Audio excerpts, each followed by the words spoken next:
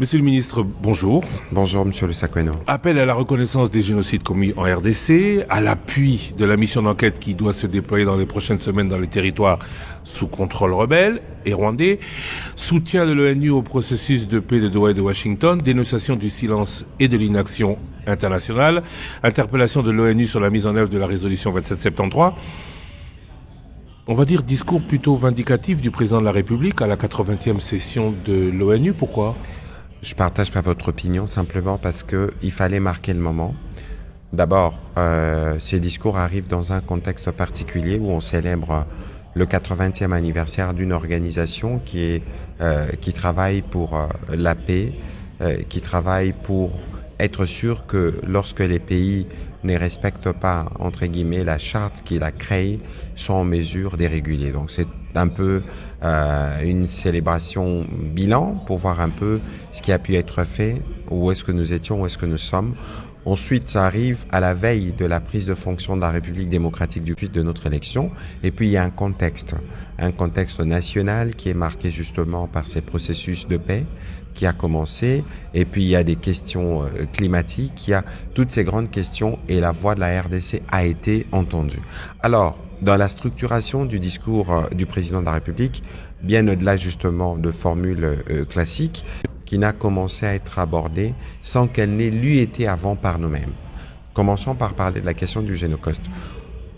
Toute la communauté internationale est au courant que depuis 30 ans, il y a des crimes graves qui se commettent en RDC. Ni personne ne fait rien, ne dit rien, n'agit dans le sens...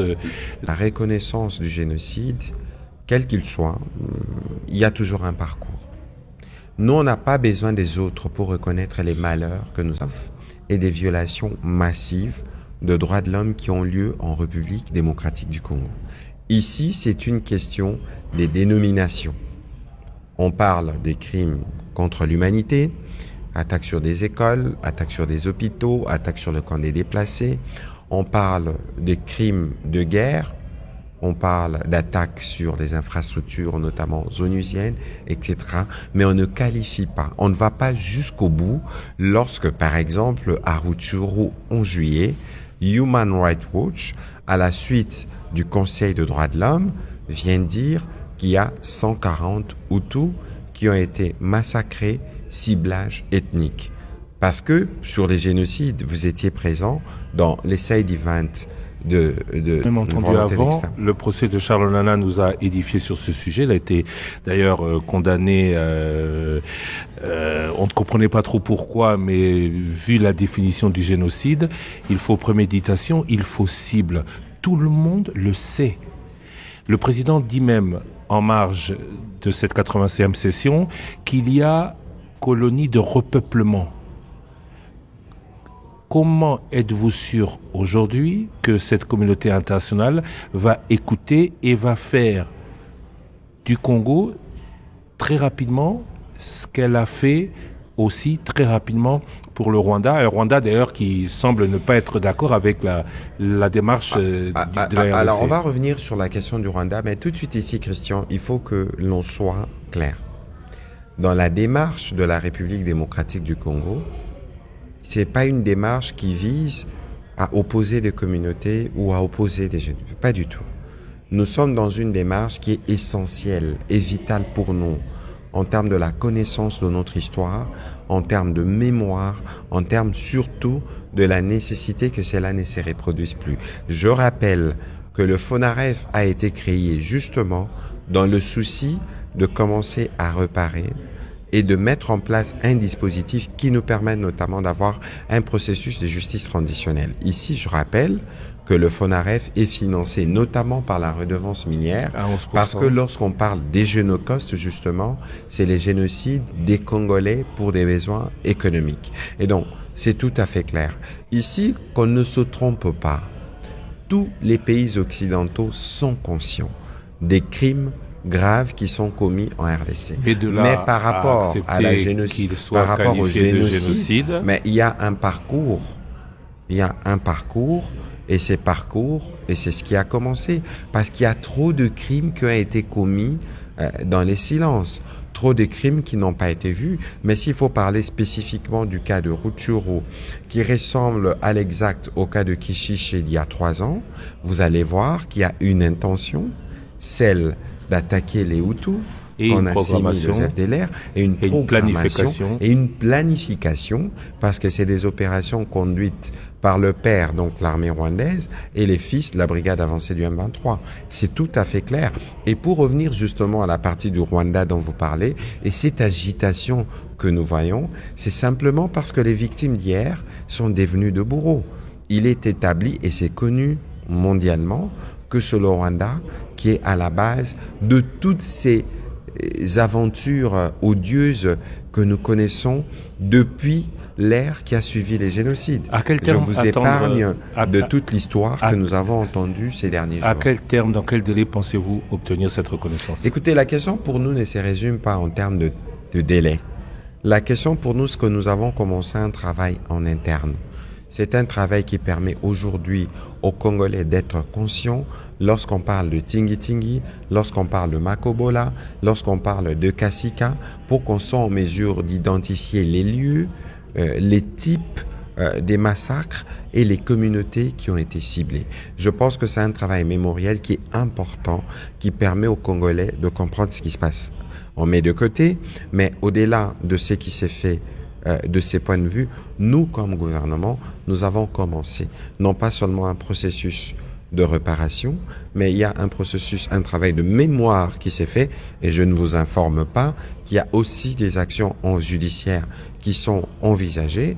Le ministre de la Justice est bien outillé à propos. C'est pour vous dire que nous-mêmes, comme Congolais, nous voulons apporter notre réponse. Mais pour le reste, les autres, ça prendra le temps que ça prendra, mais pour autant, nous faisons ce qui est de notre devoir, et pour la mémoire de nos compatriotes qui ont été tués. Revenons sur le discours du président, soutien de l'ONU au processus de paix de Doha et de Washington. Le président qui avait annoncé un peu avant à la presse que Doha est un peu à l'arrêt, notamment à cause des bombardements, mais aussi ou surtout à cause des problèmes qu'il y a. Peut-on savoir s'il va profiter de son voyage aux États-Unis pour faire avancer le sujet auprès du président Trump notamment, qui lui dit que parmi les 7 conflits qu'il a réussi à faire cesser, la RDC figure.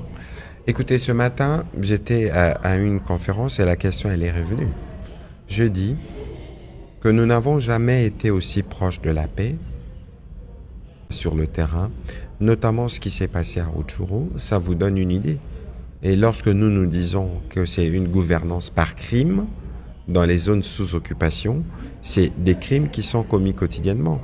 Que lorsque vous regardez justement les faits et gestes posés depuis la signature de la déclaration de principe de Doha et de l'accord de Washington, les actes successifs posés par la brigade avancée de l'armée rwandaise illustrent bien leur volonté de ne pas respecter ce qui avait été convenu. Peut-être parce qu'il ne s'agissait que de déclarations de principe. À quand on est ici à Washington, on est ici aux États-Unis, pardon, à quand, très attendu, la signature d'un accord de paix entre le Rwanda et la RDC, annoncé par le président Trump, entre Paul Kagame et le président. La question, c'est qu'il faudrait qu'on soit...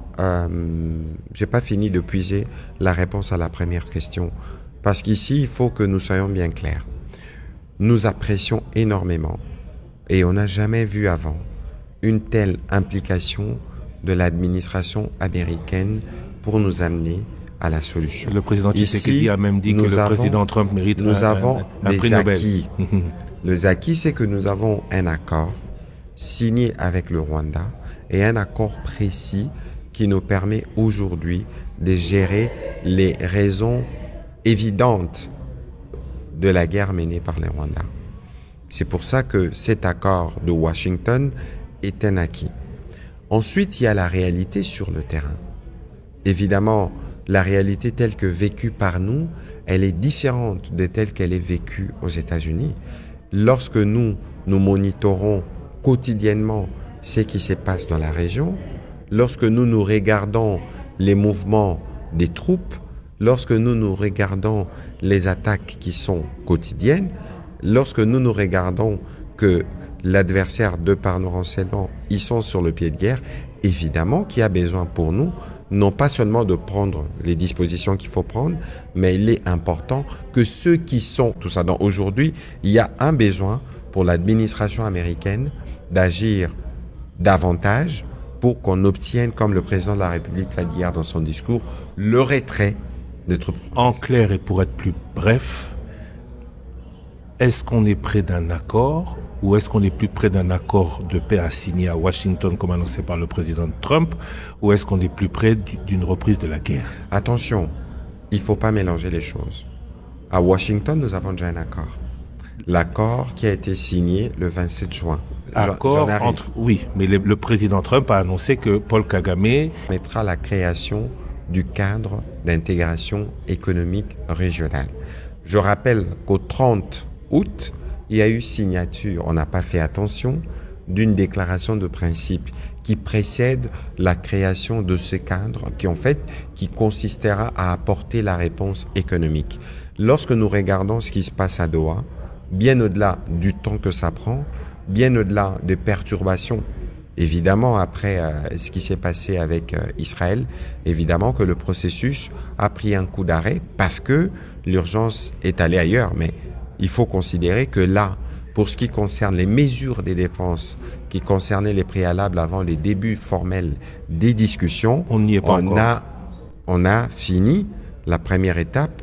Le CICR va se charger de mettre en place ce qui va conduire à la libération des prisonniers. C'est ce qui avait été convenu parmi les mesures de confiance.